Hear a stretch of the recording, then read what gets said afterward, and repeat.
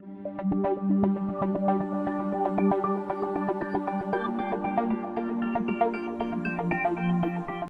everybody. Okay, so today's expression is the square root of 2/3. And I want to talk about what we've already learned and then show you why what we already learned is not enough, why we have to keep going on with this whole division concept. So let's look at this. We have inside our radical a fraction, 2/3. So we've already discussed in previous module that if you have a fraction inside a root symbol, you should reduce it first. So what do you know about the fraction 2/3? That's right, it's in lowest terms. You cannot reduce it. 2 and 3 only have a common factor of 1. Divided by 1 is not going to change. So we're stuck with the fraction 2/3. Okay, in a previous module, we also learned when you have a fraction in a radical symbol, that symbol belongs both to the numerator and denominator. So I could rewrite the square root of 2/3 to be the square root of 2 over divided by the square root of 3. Everybody agree with that? Well, now it's a division problem. They're the same root. They're both the square root. They're an index of 2. But can you divide the number 2 by the number 3? No, you can't divide the radicands. So the question now I have to you is this. All right, we have a square root of 2 and square root of 3. We can't do the division. Maybe we could reduce the roots. Can you reduce a square root of 2 or a square root of 3? And again, that answer is no, because 2 and 3 are prime numbers, and there's no perfect square in 2 and 3 other than 1. And 1's not going to change the expression. So right now we're stuck with a square root of 2 divided by a square root of 3. We can't do the division. You can't divide 2 by 3. You can't reduce the root, the square root part, because they're in lowest terms. So now my question to you is, can I just leave that expression as the answer? Can I write in math square root of 2 divided by square root of 3 and give that answer? And my response to you is going to be absolutely not. And it goes back to 3rd grade math.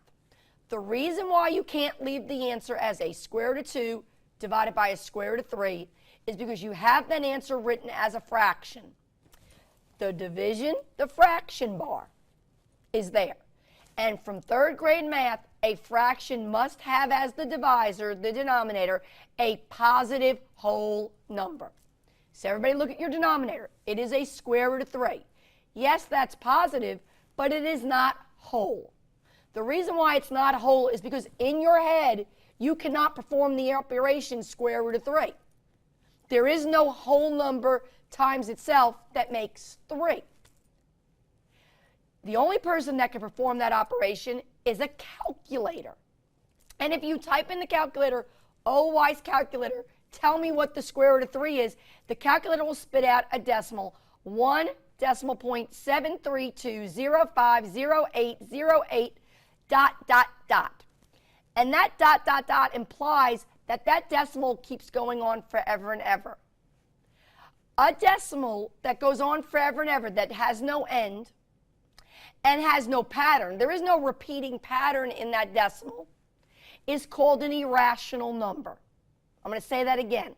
A non-terminating, non-repeating decimal is called an irrational number. And you can never, ever, ever, ever leave in a fraction in the denominator an irrational number because it's not whole.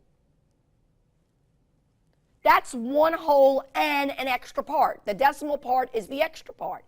It's not a whole number. And the definition of fractions say your denominator has to be a whole number. So we have a problem. We have an expression, square root of 2 divided by square root of 3. We can't do the division operation. We can't do the square root operation, but we can't leave that as the answer because there is a root in the denominator, and that root is not a whole number.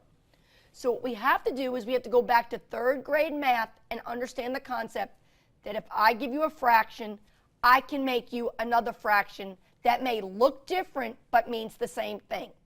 I can make an equivalent fraction.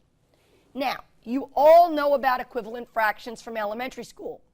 If I say the fraction 1/2, there's another fraction that means the same thing as that. It could be 2/4, it could be 3/6, it could be 4/8, 5/10, and this could go on forever and ever. How does one make equivalent fractions? How does a half become 4/8? Well, you do the operation of multiplication. And what you multiply to the numerator, you multiply to the denominator to keep balance. So 1/2 becomes 4/8 by multiplying the numerator and denominator both by a 4.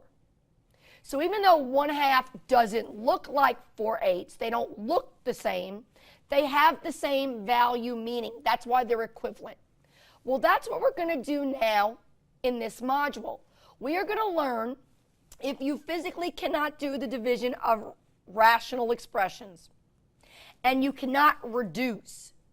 If your final answer has a root symbol in the denominator, you cannot leave it there. You're going to have to get that root symbol out. You're going to have to multiply by a term that will get that root symbol gone. What we call this in 3rd grade math is equivalent fractions. What they call this in algebra is they call this rationalizing the denominator, a new vocabulary word. So what we're going to be learning how to do in the future modules is learning how to rationalize a denominator. That fancy phrase means get the root symbol out of my fraction in the denominator. I cannot have a root symbol in the denominator of a fraction because if there's a root symbol in the denominator of a fraction, then the denominator is not a whole number. I want you to understand why that's unacceptable.